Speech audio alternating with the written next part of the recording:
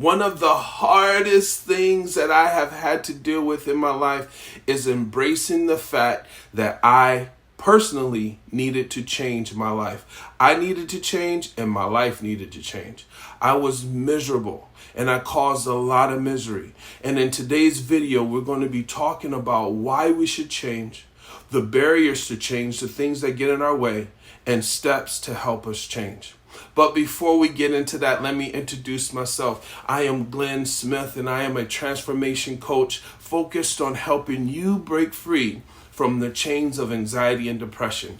My channel on all my platforms is about mindset hacks, personal development, daily motivation, and things that you can do to get your life back. And listen, you can get your life back. I will help you get the tools that you need to live the life you want, to live the life that you deserve. I post videos every week, so be sure to subscribe. Make sure that you follow, hit that bell notification so that you can get notified whenever I post a new video. But before we jump into it, let's do that real quick. If you're ready to learn about how to change your life, hit that thumbs up, hit that like button, hit that subscribe button, and let's get into it. Listen, people, I was a hellion. I have caused more pain in my life and in the life of others than I care to admit. Year after year, I left a trail of carnage in my wake until one day I looked in the mirror and I said, something is going to have to change. And this is where it all starts.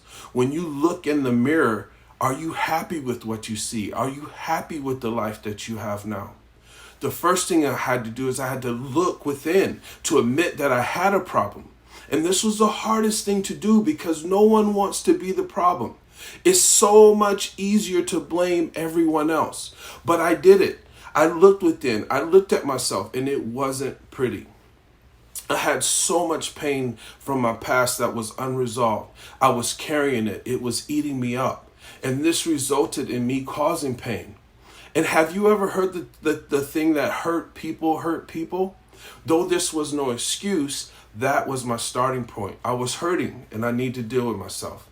I had to take note of where the pain was coming from. And I had to reconcile it so that I can get free. And that's what we're going to talk about today. Today, I'm a much different person. And though I'm still working on myself, I've come a very, very long way from where I was. And I'd like to tell you that it was easy, that it was a breeze, but I would be lying to you. It was rough, and I'm still working out some kinks and some edges, but I'm so much better than I used to be. Listen, change can be difficult for a variety of reasons. One reason is that it often requires stepping outside of our comfort zone. We have to face ourselves and our issues. We become used to the familiar and the predictable. And change, when it's time to change, that disrupts the sense of security that we have. And we become addicted to the drama and the chaos. Another reason why change can be challenging is that it often involves letting go of old habits and beliefs. We become attached to our routines and our way of doing things, even if it no longer serves us. Breaking free from these patterns can be uncomfortable and scary. And listen, the brain's job is to protect us and to keep us safe. So the unknown and the predictable is scary to the brain. So the brain does all that it can to keep you in the same place because even though it sucks, it's predictable. It knows what to expect. So you know what you are dealing with, so it's safer to stay there. At least that's what your brain will tell you. At least that's what your brain will make you feel like. But why should we change? It's important to remember that change is absolutely necessary for personal and professional growth. You are never staying still. You're either getting better or you're getting worse. And this is where anxiety and depression can creep in. We were made to evolve. We were not made to sit still, stay in the same place and do nothing. So when you're not growing, it's affecting your well-being. And this leads to you not being happy, which in turn leads to some anxiety, which in turn leads to some depression. And change opens up new possibilities, and it allows us to evolve into the best versions of ourselves. Embracing change requires courage and resilience, but the rewards are definitely worth it. So let's embrace the challenges and welcome change with open arms. I want to talk to you about courage for a second, though. Courage is not the absence of fear. Courage is moving forward regardless of the fear. Change takes courage. You have to step out regardless of what it looks like. So I want to talk to you about some practical steps on how you can change and what will help you. The first step is self-reflection. Take the time to understand yourself, your strengths, and your weaknesses. Write them down so that you can look at them. Then set clear and achievable goals that align with the person that you want to be. That's what I had to do. I had to ask myself who I wanted to be. What did I want to do? What did I want to be remembered for? Did I want my life as it was to be like that? I didn't. And this is an excerpt that I got off of Psych Central that resonated with me, so I'm going to share it with you. This is what it said. In order to truly change, you have to acknowledge and face your own painful history. Who have you hurt? Who has hurt you? What damage have you done to others or yourself? The guilt and pain that can result from looking at the past is a powerful force that can back even the most courageous people. I have seen that this factor alone is a tremendous obstacle in the recovery of anyone who has a personality disorder or any other long-standing destructive life pattern.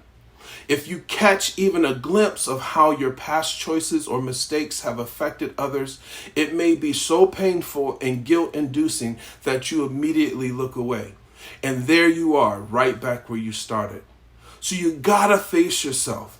You have to face yourself. And what I'm getting at is that you need to go back and make things right. God knows that I've had to apologize to a lot of people and ask for a lot of forgiveness. And then I had to turn around and forgive myself. All right? Vitally, vitally important. The second step is taking action. Break down your goals into manageable tasks and start implementing them. I say again, who do you want to be? What does that person look like? What are the attributes of that person? What does that person have that you need to add to your repertoire? Right? Surround yourself with positive influences. Many of us stay stuck because of the people that we associate ourselves with. It's proven that your future can be determined by the 5 people that are closest to you. So look around you. Are the people that you're hanging around with, are they where you want to be? Are they the people that you want your life to look like? If not, it's time to make a change. Second, seek guidance from coaches and mentors. Stay committed to your personal development. It's so much better when you have someone guiding you that knows what they are doing. They can help you walk through that minefield of change, and it will help you grow much faster. It helps you get results faster so you can get to your destination. Remember, change takes time, effort, and dedication. But with the right mindset and practical steps, you can transform yourself into the person that you aspire to be. Listen, if any of this resonated with you, leave me a comment below. I love connecting with you. I love talking with you. And if you're one of those people who don't like to comment, just go ahead and leave me a thumbs up or a star or something in the comment section. Listen, if you're like me, I learn better in a one-on-one setting. And if that's you and you want quick results so that you can get your life back faster, so that you can get on track, reach out to me. There's a link in the description or on the side of one of the video, and all you got to do is click it, schedule a call with me so we can discuss what it will look like to get your life back on track again. Remember this is your life. You can live it on your terms. You can. So why wait? And before you go, if you haven't already, hit that follow button, hit that subscribe button, and I will see you in the next video. Thank you for watching to the end, and take care.